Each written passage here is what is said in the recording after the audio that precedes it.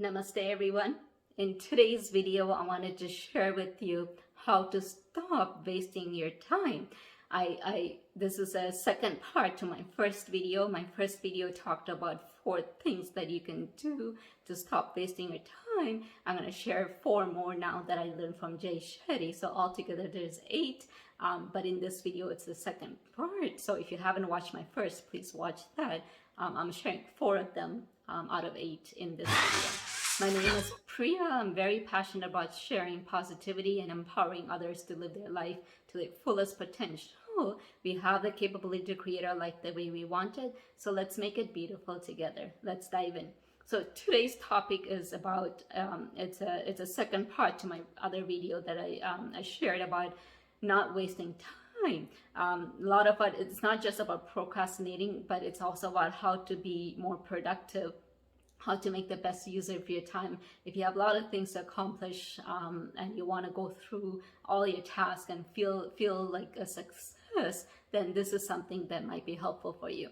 So as I mentioned earlier, if you haven't watched my previous video on this, watch the 4 things that you can do, and I'll share the other 4 right now.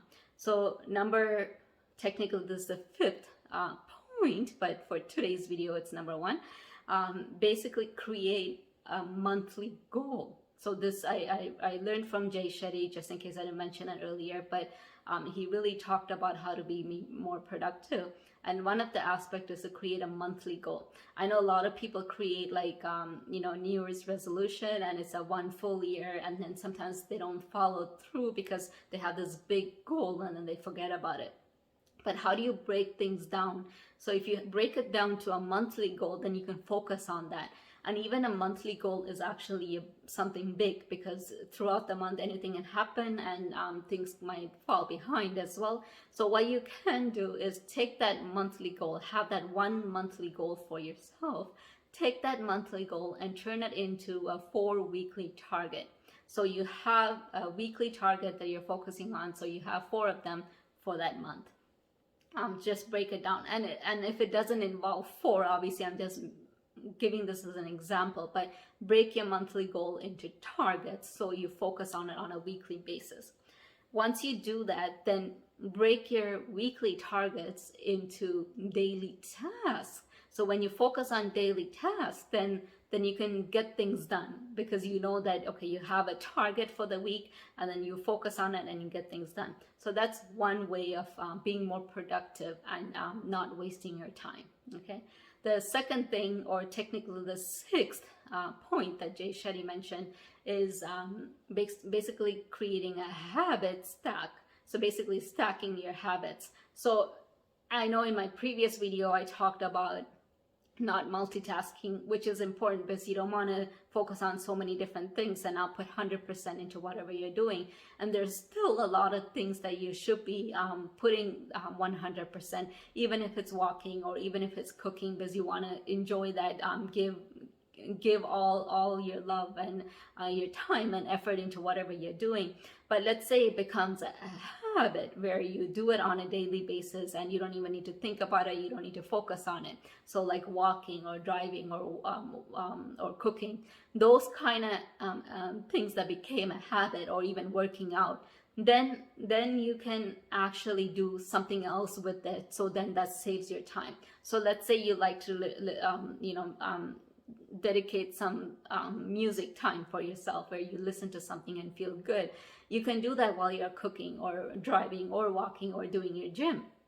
Let's say you listen to a specific podcast throughout the week and you want to get through them. You can do that while you do these habits, where you are cooking or walking or driving or doing your gym. So that's one way of stacking things up, where you're not technically multitasking, where your focus is going on random things, but where you are able to do stuff, slightly multitasking in a way, but because it became such a habit, you don't need to put 100% effort into it, because you're automatically doing it. Then you can do something else at the same time where it doesn't require 100% effort and time. So you get things done that way. And so you save some time because you're making yourself more productive.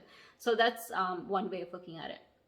The third point, or the seventh point from my previous video that Jay Shetty mentioned, is basically creating the space and the time for whatever you need to do. So do the same thing, the same time at the same place.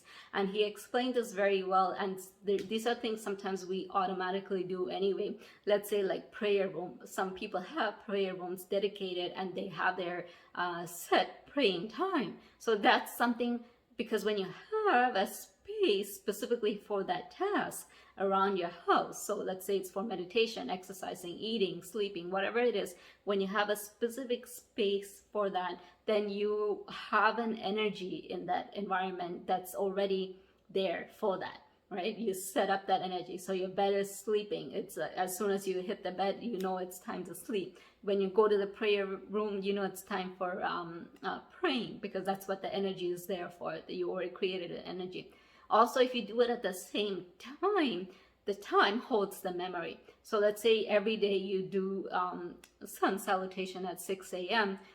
In that prayer room, or like let's say you have a yoga studio, whatever. I'm just giving examples, but whatever specific space you allocated, you do that every day, then you get to that space, you get at 6 o'clock, your body and your memory, your mind, everything is ready to do that sun salutations at 6 a.m. because you have set it that way. So that actually helps you be more productive, because you just have to get yourself to that space and then you can do whatever you need to do.